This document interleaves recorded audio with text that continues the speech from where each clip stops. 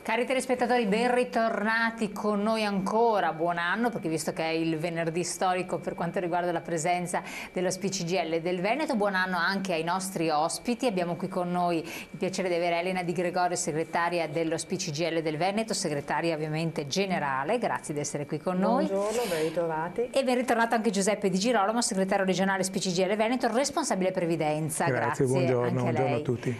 Allora, riprendiamo quindi, anche se non abbiamo mai interrotto, perché di fatto quest'anno non abbiamo mai interrotto gli appuntamenti sempre aggiornati con lo SPCGL, ma riprendiamo un po' il discorso relativo alle novità che ci sono con la legge, la nuova legge, la finanziaria, la legge di bilancio, di stabilità, come si vuol chiamare, e quindi con questa manovra importante che è stata attuata. C'è tanto da dire, voi tanto nel frattempo ci avete tanto sollecitato e scritto relativamente alla questione delle pensioni, che prospettive ci sono, le rivalutazioni, insomma ci sono tante questioni aperte. E poi anche io direi di fare un po' un bilancio con i congressi che ci sono stati, quindi tutto un periodo di grandi lavori all'interno del sindacato dei pensionati, novità, prospettive, insomma rinnovi e quant'altro. E allora con questo incominciamo con lei segretario, cosa è successo? Beh, è successo innanzitutto, come sappiamo, che è stata approvata una legge di bilancio nel nostro Paese in extremis, quindi senza che il Parlamento fosse messo nelle condizioni nemmeno di leggerla, di conoscerla, insomma con uno strappo anche istituzionale molto, molto pesante che ci preoccupa dal punto di vista della democrazia. Ma soprattutto ci troviamo a fare i conti con una legge di bilancio che è profondamente sbagliata e pericolosa per il Paese.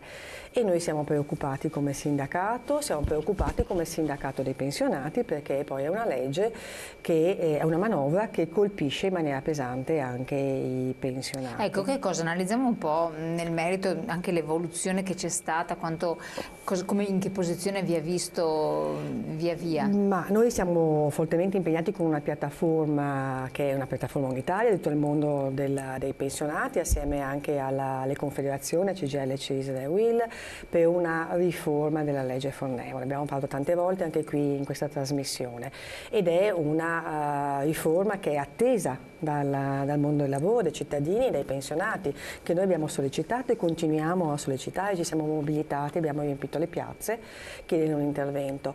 Le forze politiche che governano questo Paese avevano promesso un intervento strutturale di cancellazione addirittura della legge Fornero e ci troviamo di fronte invece alla montagna che ha partorito un topolino, per cui non si parla assolutamente di cancellazione della Fornero. Ma ci sono dei piccoli interventi, poi insomma Giuseppe interverrà nel merito, nello specifico, perché appunto alle parole non seguono i fatti in maniera precisa, ma si mettono le mani in tasca ai pensionati e questo è una cosa inaccettabile. Ancora una volta si va a colpire le persone che hanno contribuito in questo Paese, le persone oneste, quelle che hanno sempre versato i contributi e che hanno pagato le tasse. Perché dice si mette le mani nelle tasche? Si mettono le mani in tasca perché si blocca la rivalutazione, quindi i pensionati ci rimettono soldi, ma soprattutto si fa una manovra che premia l'evasione e colpisce le persone oneste. Allora, questo Paese ha un problema strutturale molto pesante che è quello dell'altissimo tasso di evasione.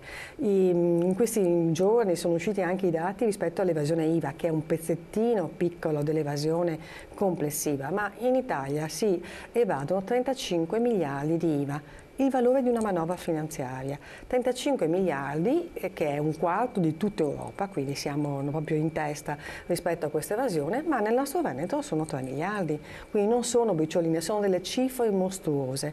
E questo governo, come i precedenti, quindi nulla di nuovo da questo punto di vista, altro che cambiamento, continua con i condoni, con i premi agli evasori, quindi con un messaggio per cui evadere va bene, nel senso che poi prima o poi un qualsiasi governo farà il condono e quindi non vengono mai puniti. Però era visto come un sistema per recuperare il recuperabile. Ma certo, ma perché non si riesce, perché non si è riusciti a recuperare nulla. Ma allora, non si fa e non si vuole fare una seria lotta all'evasione fiscale. Questo è il messaggio che viene dato, anzi si deregolarizzano gli appalti. Altro segnale che viene dato in termini negativi all'illegalità e alla mafia. Quindi si liberalizzano gli appalti in assegnazione diretta fino a 150.000 euro.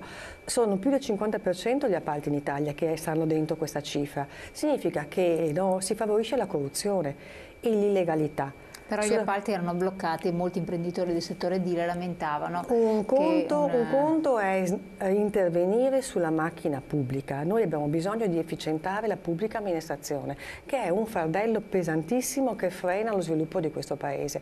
Pensiamo ai tempi dei processi, della giustizia civile, insomma sono cose sulle quali anche il sistema imprenditoriale trova il nostro sostegno quando denuncia questi aspetti. Ma un conto è intervenire appunto sull'efficientamento della macchina pubblica, altro è deregolamentare gli appalti. Avevamo conquistato con le battaglie del sindacato, in termini di legalità, una legge sugli appalti che era molto importante, che tendeva a mettere in sicurezza, perché purtroppo siamo un paese di evasori, siamo un paese in cui l'illegalità la fa da padrona e quindi abbiamo bisogno di controlli. Queste cose sono state cancellate con un colpo di spugna, che significa che da una parte appunto appalti che favoriscono la corruzione, pace sociale che nasconde condoni, la possibilità che i beni sequestrati alla mafia vengano messi all'asta e quindi sotto false spoglie i mafiosi se li ricomprano e li ritornano in possesso. Si stanno dando dei segnali non contraddittori, dei segnali precisi a una parte del Paese e contemporaneamente si tagliano gli investimenti. La preoccupazione che noi abbiamo su questa manovra è che non è quella di cui ha bisogno il Paese, noi abbiamo bisogno di investimenti in infrastrutture e materiali e immateriali, invece si taglia sulla sanità, si taglia sulla scuola, abbiamo una scuola che cade a pezzi dal punto di vista delle strutture fisiche, ma anche che sta riducendo la propria capacità di investimento sui giovani. Se non si investe nella formazione dei giovani, noi condanniamo il Paese a un arretramento culturale, stiamo perdendo pezzi. La nostra regione Veneto, poi tra l'altro, sta pagando un prezzo altissimo dal punto di vista delle infrastrutture. I dati di questi giorni proprio denunciano come ci sia nel triangolo industriale una perdita di potere da parte del Veneto nei confronti di Lombardia e di Emilia Romagna, anche nell'export, ma perché siamo penalizzati dal punto di vista dell'alta velocità, dell'alta capacità, non si fanno strutture, non si fanno investimenti e questo governo, anziché accelerare, sta frenando su questo fronte ed è un problema di prospettiva del Paese, cioè quale Paese noi vogliamo costruire. Anche i dati di questi giorni ci dicono che i nostri giovani continuano ad andare all'estero per cercare lavoro e quindi non ci sono provvedimenti che affrontano quelli che sono i nodi di cui il Paese ha bisogno. Quindi è una manovra sbagliata e pericolosa perché oltretutto stiamo firmando una cambiale in bianco. Ecco, il discorso delle pensioni, che era stato un po' il cavallo di battaglia del governo, di fatto, ha trovato degli ostacoli notevoli in Europa, nel senso che tutto quello che si era, le proposte che erano state fatte, poi che vedevano, hanno dovuto tagliare fino a ridurre la situazione attuale. Quindi noi siamo comunque, per quanto ci sia una forma leggera anche di trasgressione, eccetera, di presa di posizione, però l'Europa ci tiene sotto scacco per certi provvedimenti importanti perché il deficit quello deve essere e sotto non ci possiamo andare. Quindi dove si poteva tagliare se non qui? Allora, noi non... allora no, si poteva tagliare appunto recuperando le risorse da chi ce li ha, dai ricchi in primo Quindi mettere luogo. una tassa? Ma se si parla, come poi vedremo, insomma, no, rispetto a una richiesta di solidarietà ai pensionati, che stiamo parlando di pensioni medio-basse perché sono pensioni insomma di 1.500 euro, 2.000 euro lorde e si interviene lì chiedendo una solidarietà a quella parte che ha costruito questo paese, insomma, che ha lavorato e non si va a toccare chi invece ha redditi anche da lavoro, no? Che sono molto superiori, perché questo si evita di fare. Il Centro Studi di Mediobanca l'altro giorno ha pubblicato dei dati rispetto ai consigli di amministrazione delle società quotate in borsa italiane. Allora, i consiglieri di amministrazione prendono mediamente più di 900.000 euro all'anno e si sono aumentati la retribuzione, i compensi rispetto all'anno scorso del 14,5%. Allora, un intervento equo che guardi a come è distribuita la ricchezza nel Paese, se c'è da fare un sacrificio, tirare la cinghia a tutti perché dobbiamo risanare il Paese, guardare i giovani, eccetera, bisognerebbe andare a cominciare a mettere le mani là dove ci sono anche delle condizioni, insomma, di favore. Non certo al mondo del lavoro, quello, no, che già sta pagando un prezzo altissimo perché ha delle retribuzioni che sono ferme al palo, e ancora meno i pensionati che hanno una situazione di mera sopravvivenza. È vergognoso quello che viene fatto, il problema è che viene raccontato in un modo diverso, ci raccontano come se stessero facendo la rivoluzione, hanno rappresentato uno scontro con l'Europa grossolano, falsificato. Sono, no, come se andassero lì per battere i pugni. In realtà siamo dei sorvegliati speciali. Le cose che non raccontano è che ogni 3 mesi avremo i controlli in casa, che abbiamo 2 miliardi che sono di fideiussione bloccati lì perché non si fidano di come il governo italiano porterà avanti i conti, e che abbiamo firmato una cambiale in bianco di più di 50 miliardi per il 2020 e il 2021, che non paghiamo adesso noi, ma che stiamo scaricando sui prossimi bilanci. Ed è una cosa gravissima questa, nemmeno il governo Berlusconi aveva fatto un debito e un impegno di questo tipo quando aveva firmato la cambiale sull'IVA, no? E noi la stiamo facendo adesso, ma non viene raccontata questa cosa, non viene detta la gravità della situazione. Allora, se siamo di fronte a una situazione così grave, bisogna che ci sia una consapevolezza da parte del Paese, che si scelga dove investire. E invece abbiamo tagliato anche quei pochi investimenti che erano previsti nella prima versione di bilancio. Quindi si taglia tutto quello che produce lavoro. Quello che manca in questo Paese è il lavoro.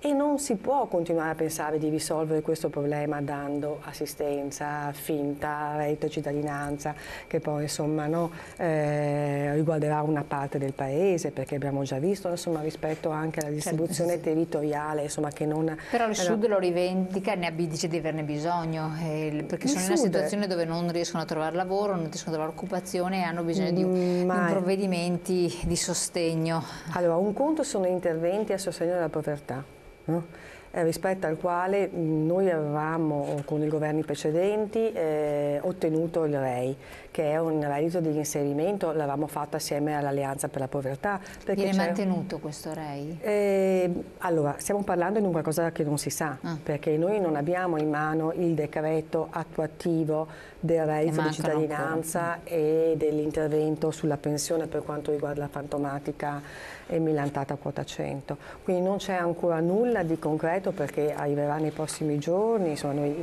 no?